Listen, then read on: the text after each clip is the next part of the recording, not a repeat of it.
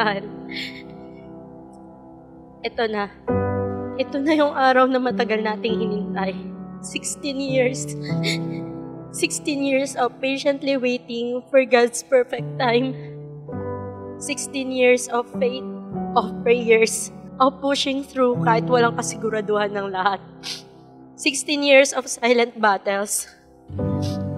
Nagpakatutong maging gentle kahit ang mundo'y punong-puno ng maraming pagsubok. Saksi ang Ama sa luhang pumatak sa aking mga mata. Panalangin ko ikaw sa tuwina. Kaya't kung bibigyan ako ng 3 hiling, 3 beses din kitang hihilingin. At sa lahat ng yon, every single moment, God was working behind the scene.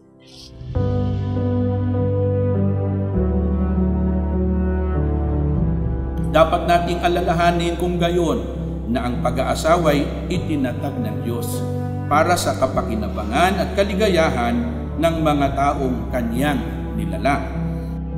Ngayon, kapag nilingon ko lahat, masasabi ko talaga worth it. Worth it ang paghihintay, ang mga sakripisyo, at ang mga pagsubok na pinagdaanan. Kasi nga, His plans are always greater than ours.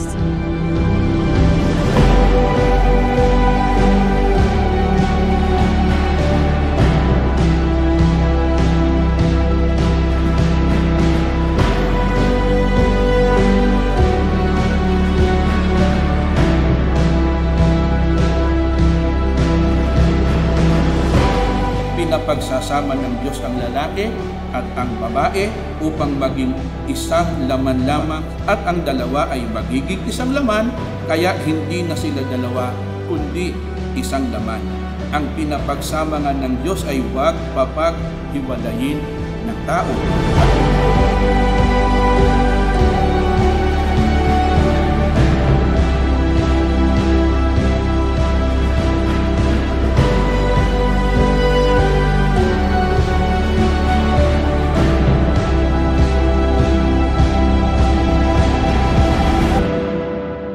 Mahal, salamat. Salamat sa pagtitiis, sa pag-unawa, lalo na sa mga oras na hindi ako kainti-intindi at kamahal-mahal. Pinili mo pa rin manatili. Salamat sa matyagang paghihintay na maging ready ako sa pag-aantay sa 2 letra, ang oo. At higit sa lahat, salamat sa pagmamahal, hindi lang sa akin, kundi sa buong pamilya ko.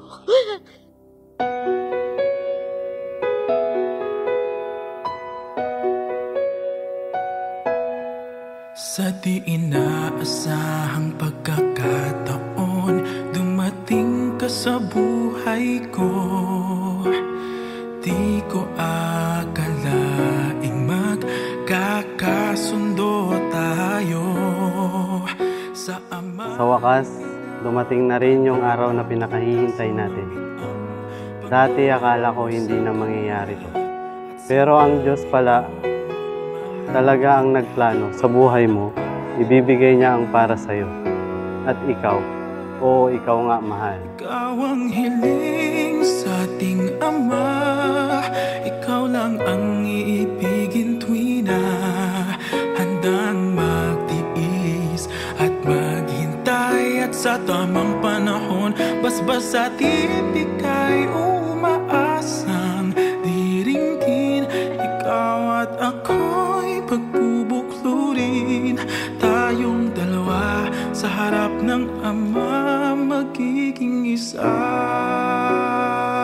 Sa pagpasok mo sa buhay may asawa, maging matibay at matatag.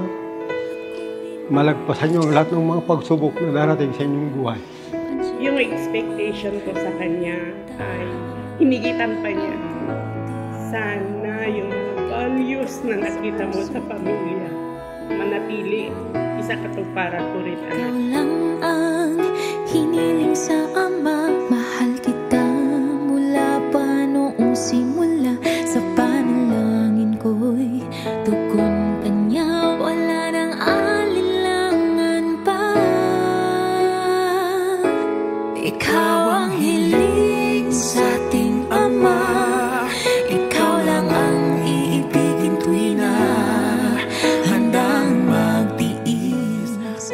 Sa buong buhay ko, alam mo na ayaw ko ang nagdidesisyon.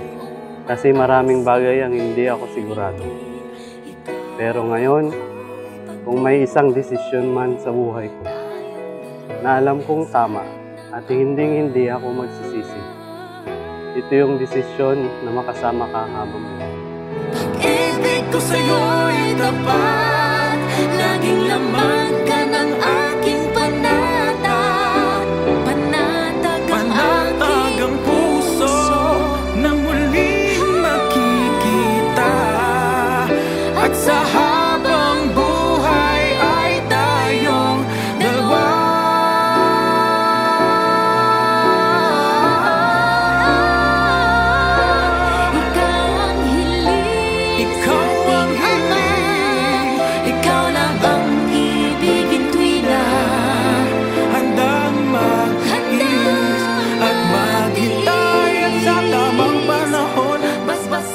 Ikaw ang tahanan ko, ang init sa lamig, ang musika sa puso ko. Ang dahilan kung bakit palaging may pag-asa ang bawat umaga.